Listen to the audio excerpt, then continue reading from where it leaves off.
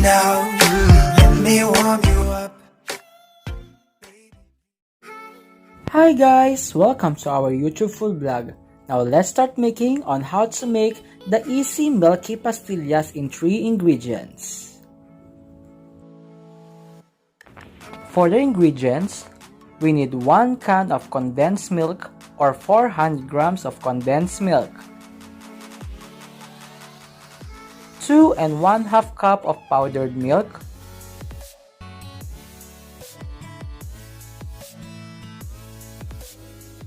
and for the last, we need 1/4 cup of white sugar.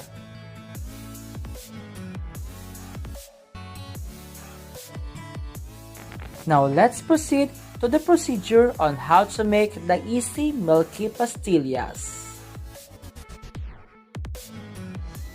For the first step, place the condensed milk in a large mixing bowl.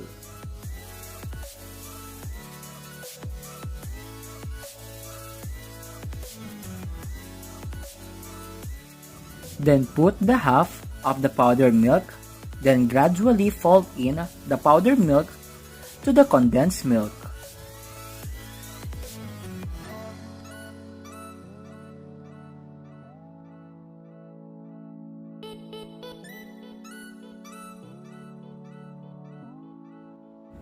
Then add the remaining powdered milk and mix it well.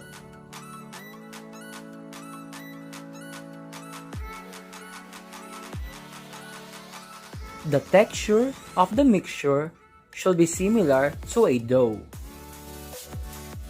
You can use your hands to easily fold in the powdered milk.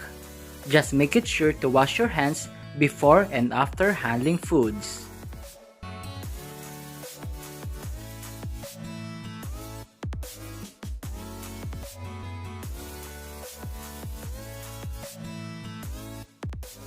Then scoop a small amount of a mixture, then mold it in a round shape.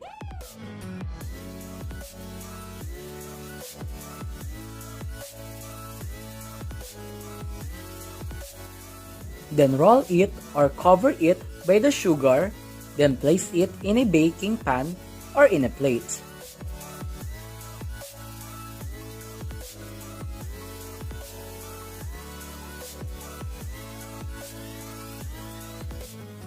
Then do the same procedure to the remaining pastillas mixture.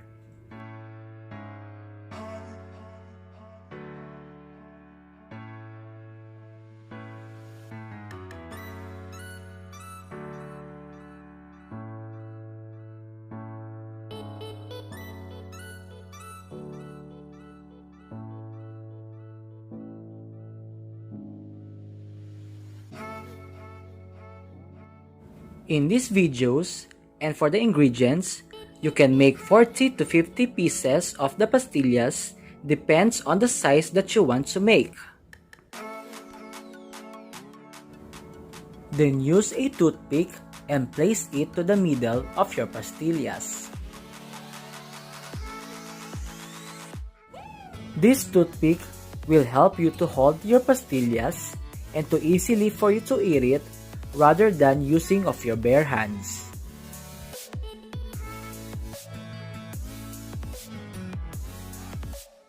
And this is our easy milky pastillas.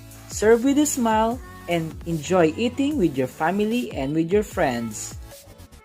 If you want more videos, don't forget to subscribe, like, share these videos, and hit the bell button for you to be notified by the YouTube for our upcoming videos here in our Dave and Val Baba Food Vlog YouTube channel. Thank you for watching and God bless. Love, love, love.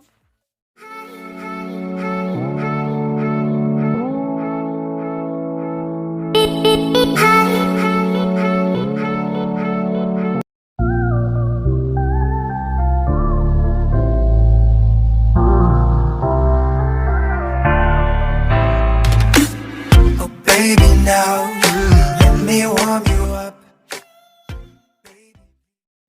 Hi guys! Welcome to our YouTube food vlog. Now let's start making on how to make the easy graham balls.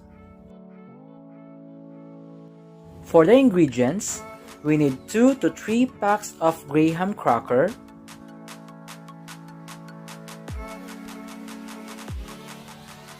1 can of condensed milk,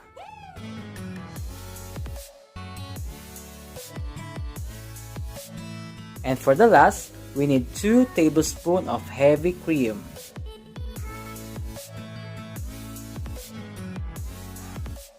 Now let's proceed to the procedure on how to make the easy graham balls.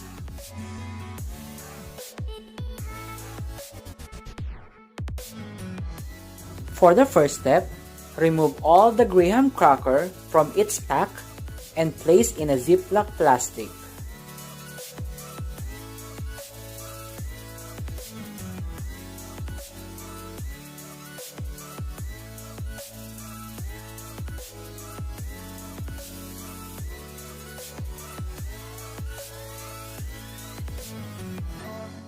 Then use a rolling pin or a bottle of ketchup to crush all the graham cracker.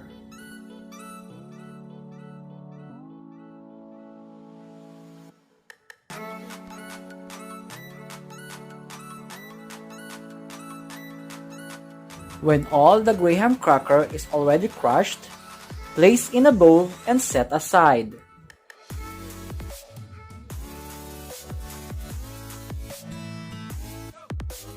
In this video, we need 5 cups of crushed graham.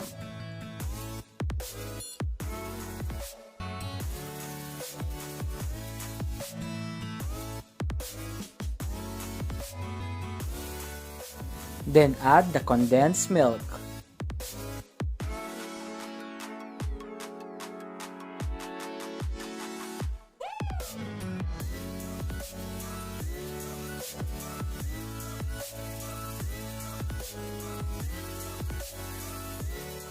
Now add the heavy cream, mix it well until it molds into a dough.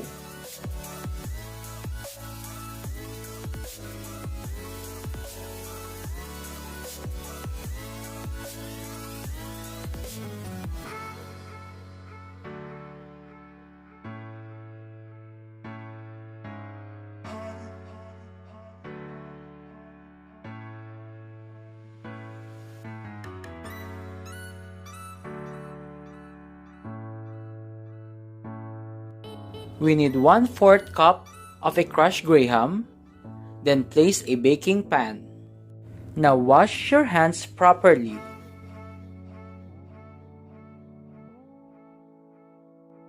After washing your hands, get a small amount of graham mixture, mold it in a round shape. Now roll it and cover it by the crushed graham, then place in a baking pan. Now do the same procedure to the remaining graham mixture. Get a small amount, mold it in a round shape, roll it and cover by the crushed graham and transfer in a baking pan. You can make 20 to 30 pieces of it, depends on the size of the graham balls you want.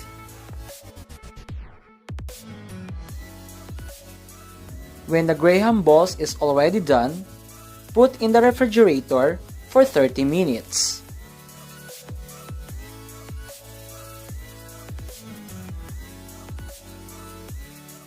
And this is our easy graham balls in just 3 ingredients. Serve it with a smile and enjoy eating with your family and with your friends. If you want more videos, don't forget to subscribe, like, share these videos, and hit the bell button for you to be notified by the YouTube for our upcoming videos here in our Dave and Val Baba Food Blog YouTube channel. Thank you for watching and God bless. Love, love, love!